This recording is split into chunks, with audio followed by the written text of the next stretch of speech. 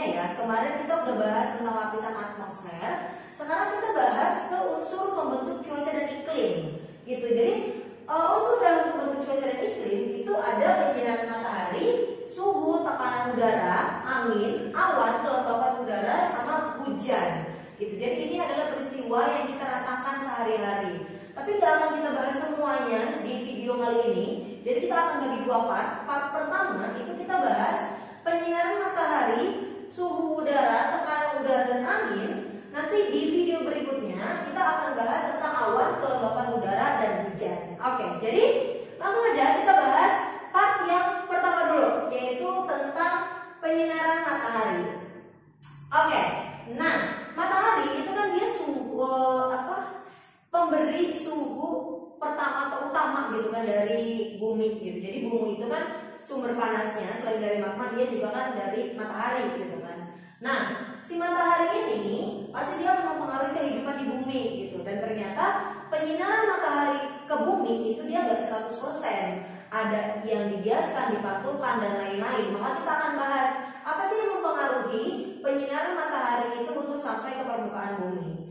Yang pertama itu adalah lama penyinaran. Nah, lama penyinaran itu artinya ada wilayah di permukaan bumi dia itu yang mendapatkan panasnya atau mendapatkan siangnya selama 24 jam.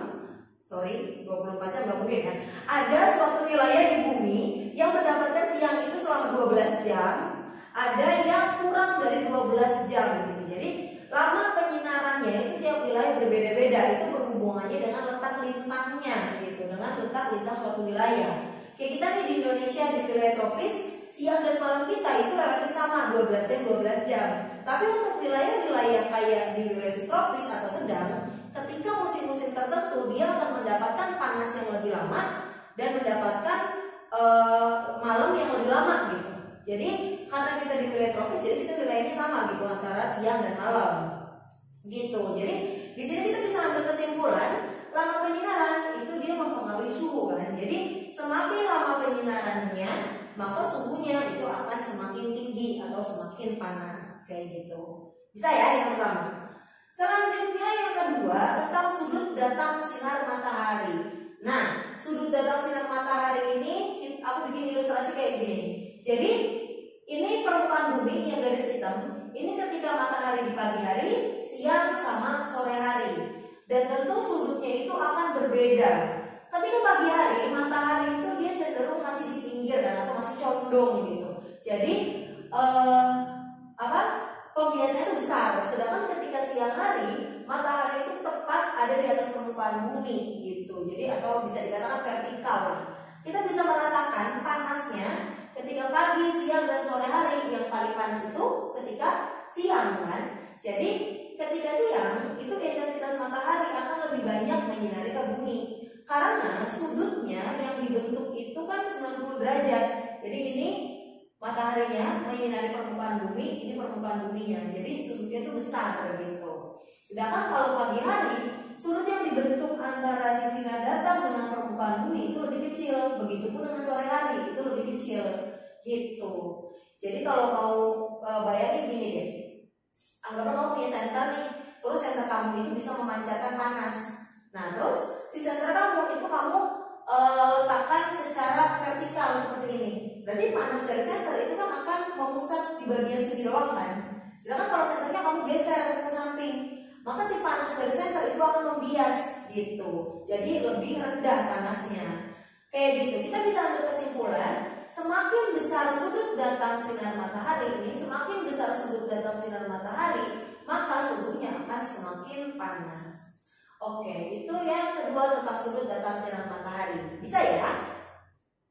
Yang ketiga itu tentang komposisi udara. Komposisi udara di sini maksudnya udara kita atau atmosfer kita itu ada halangan atau enggak gitu loh. Kan dari sinar matahari untuk sampai ke permukaan bumi dia kan melewati atmosfer kan. Semakin jernih atmosfernya maka intensitas penyinaran akan semakin besar.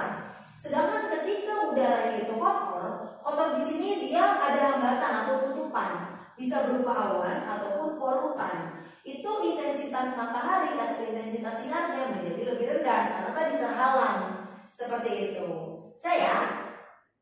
Nah, terus lanjut ke keadaan tanah. Keadaan tanah di sini artinya dia bisa warna tanahnya sama sifat permukaannya.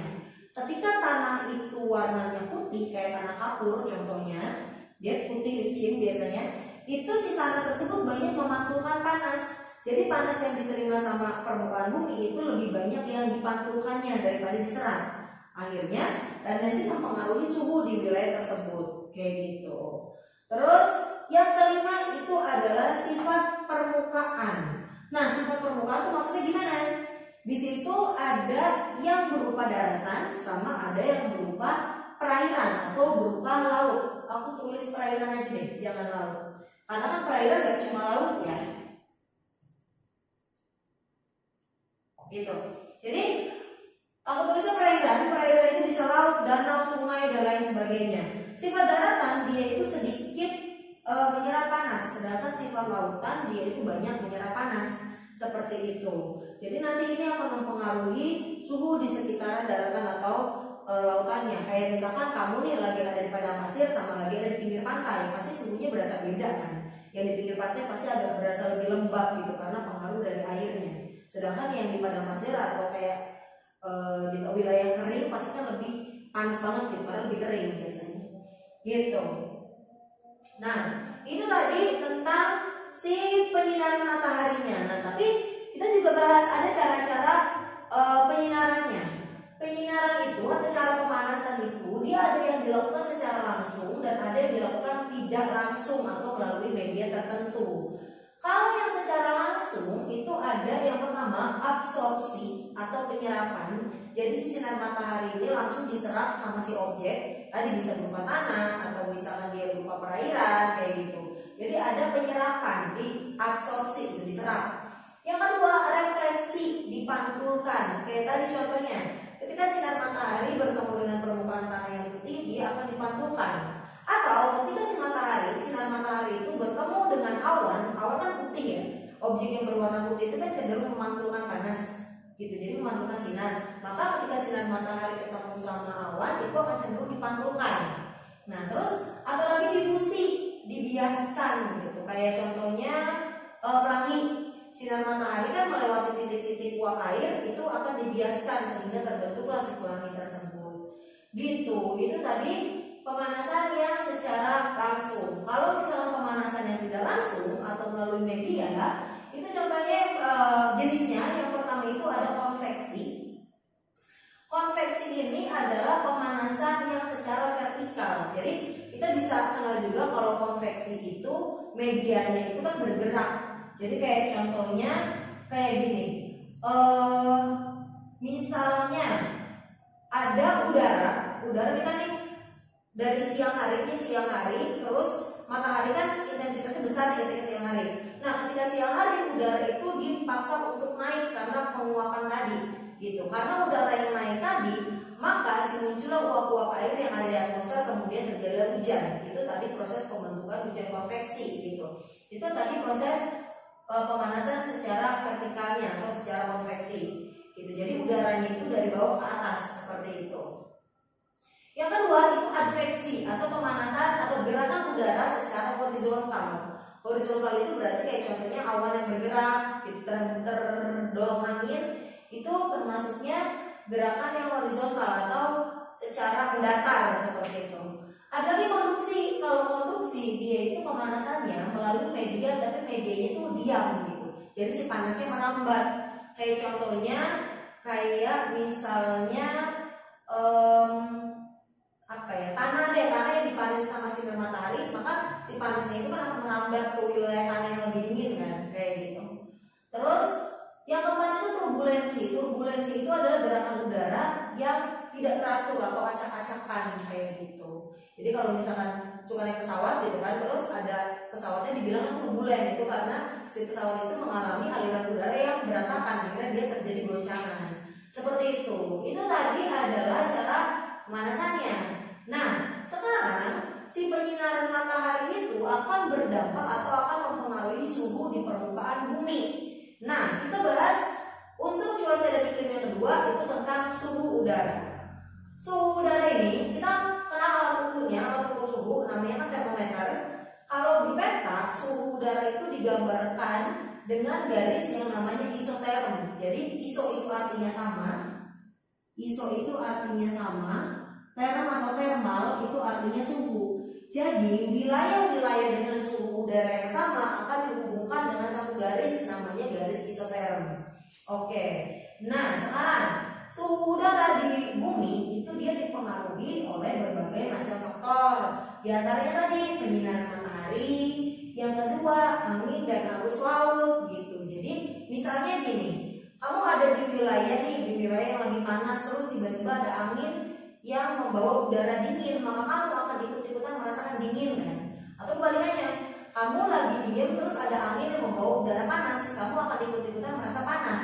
Jadi si angin itu bisa menyebarkan panasnya atau menyebarkan suhu udara seperti itu. Laut juga sama, arus laut ya khususnya. Jadi kayak contohnya kasusnya kayak di Eropa. Di Eropa itu kan pada waktu musim dingin biasanya perairan yang akan ikut membeku. Tapi ada satu teluk dia itu yang gak membeku selama musim dingin. Karena teluk itu dilewati satu arus hangat gitu. Arus hangat lewat di situ namanya Gulf Stream atau arus teluk yang panas. Sehingga teluk tersebut yang harusnya membeku jadi gak membeku. Dan di wilayah itu menjadi lebih hangat dibandingkan wilayah yang lain. Itu tadi peran angin dan arus laut dari faktor pemanasannya. Nah terus yang ketiga itu adalah ketinggian tempat. Nah ini kan di bahasan sebelumnya di lapisan atmosfer kita udah ngebahas kalau di troposfer itu kan semakin tinggi suhunya semakin rendah kan. Itu kenapa bisa kayak gitu? Kita bahas sekarang. Nah ini ketinggian tempat itu dapat mempengaruhi suhu di suatu wilayah. Kenapa? Karena itu disebabkan jumlah partikel udara yang menyerap panas matahari itu berbeda di setiap ketinggian. Ilustrasinya gini, ini adalah permukaan bumi, kemudian di yang namanya permukaan bumi pastinya dia punya gravitasi kan. Gravitasi yang semakin dekat dengan permukaan bumi, semakin dekat dengan inti bumi itu akan semakin besar. Artinya gravitasi di wilayah dekat pantai sama gravitasi di atas pegunungan itu akan lebih kuat yang di dekat pantai. Hubungannya apa nih gravitasi? Jadi udara itu kan dia punya partikel udara kan, dia punya partikel udara yang partikel udara ini dia punya massa gitu atau punya berat. Nah, si massa ini ketika ada gravitasi, maka partikel udara tadi dia akan tertarik sama gravitasi bumi. Makanya kalau kita melihat di sini titik-titik warna biru nih, ini aku gambarkan sebagai partikel udaranya. Partikel udaranya akan lebih banyak yang di bawah daripada yang di atas. Dampaknya apa? Ketika partikel udara lebih banyak di bawah, maka si partikel udara yang di bawah ini lebih banyak menyerap sinar matahari gitu. Jadi kan partikel udara tadi dia selain tertarik gravitasi, dia juga punya kemampuan untuk menyerap atau mengikat panas dari sinar matahari kan. Jadi semakin banyak semakin banyak partikel udaranya, maka semakin banyak juga sinar matahari yang diserap sama partikel udara di wilayah tersebut gitu. Jadi untuk wilayah ini partikel udaranya banyak, dia lebih panas karena lebih banyak menyerap. Sedangkan yang di atas partikel udaranya sedikit, dia lebih dingin karena lebih sedikit menyerap. Oke, sampai sini bisa. Nah, sekarang kita lanjut ke tekanan udara. Sebenarnya itu berkaitan ya dengan tadi si ketinggian tempat ini masuk unsur cuaca dan iklim. Yang ketiga itu tentang tekanan udara. Ini ada kaitannya dengan peristiwa yang ini tadi. Oke, sekarang lihat. Masih ingat kan ya? Ketika ada partikel udara dan ada gravitasi, maka partikel udara tadi dia akan tertarik oleh gravitasi, dia akan ngumpul di wilayah dekat permukaan tanah gitu. Jadi wilayah yang di sini area dekat permukaan tanah atau yang gravitasinya lebih besar akan lebih banyak udaranya atau lebih banyak partikel udaranya. Sedangkan yang di atas itu kan yang jauh dari pusat gravitasi itu akan lebih sedikit gitu. Akan lebih melayang-layang jadi lebih sedikit gitu jumlah partikelnya. Nah, kan setiap partikel udara ini dia kan punya berat kan. Yang lebih bawah dia banyak nih partikel udaranya, sedangkan yang di atas sedikit. Hal ini mengakibatkan bagian bawah akan lebih berat dibandingkan dengan bagian atas, karena kan jumlahnya lebih banyak. Ketika partikel udara itu lebih banyak atau lebih berat, maka dia akan lebih menekan udara yang ada di bawahnya atau menekan objek yang ada di bawahnya dia gitu. Sedangkan yang di atas itu tekanannya lebih rendah. Jadi kita bisa simpulkan tekanan udara dari permukaan tanah semakin ke atas dia itu akan semakin kecil tekanannya. Jadi yang di bawah tekanannya itu besar, yang di atas tekanannya itu kecil. Oke, sampai sini bisa ngerti? Nah, dari tekanan udara ternyata dia juga berpengaruh terhadap angin gitu. Jadi si tekanan udara dia itu bisa mempengaruhi gerakan angin. Kenapa? Angin itu dia kan udara yang bergerak nih. Udara yang bergerak itu gimana? Udara yang bergerak ini adalah akibat adanya perbedaan tekanan. Dari wilayah tekanan tinggi, angin itu akan menuju ke wilayah yang tekanannya lebih rendah. Seperti itu. Jadi ketika ada perbedaan tekanan, maka angin itu akan berhembus. Nah, terus nama angin. Nama angin itu biasanya, ini gak semua tapi sebagian besar, nama angin itu sejalan dengan dari mana asal anginnya. Contohnya gini, ada angin darat. Angin darat itu artinya angin yang berhembus dari darat ke laut gitu. Angin laut berarti dia angin yang berhembus dari laut ke darat. Kalau angin gunung berarti dia dari gunung ke lembah. Begitu kan kebalikannya. Kalau angin lembah berarti dari lembah ke gunung gitu. Jadi itu si asal nama angin itu bisa berdasarkan asal anginnya. Oke. Nah, itu terus ada lagi kecepatan angin. Kecepatan angin itu dia sejalan dengan gradien barometris. Tadi barometris kan hubungannya dengan tekanan ya. Jadi selisih atau perbedaan tekanannya. Semakin besar perbedaan tekanannya, maka kecepatan angin juga akan semakin besar. Seperti itu. Nah, itu tadi dia sedikit tentang angin. Nanti setelah ini kita akan bahas angin lebih lanjut. Jadi nanti kan angin dibagi dua nih, ada angin lokal sama angin global. Tapi sebelum ke angin lokal dan angin global, nanti teman-teman bisa pause dulu videonya. Nanti catat dulu, ini semua dicatat. Kemudian kita lanjutkan ke materi berikutnya. Oke, catat dulu ya.